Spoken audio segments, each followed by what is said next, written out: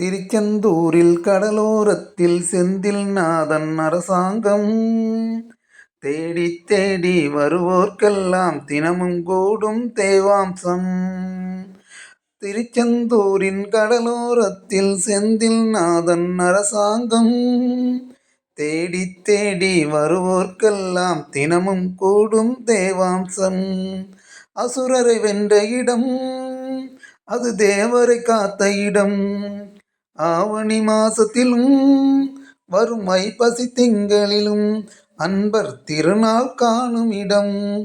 திருச்செந்தூரில் கடலோரத்தில் செந்தில்நாதன் அரசாங்கம் தேடி தேடி வருவோர்க்கெல்லாம் தினமும் கூடும் தேவாம்சம்.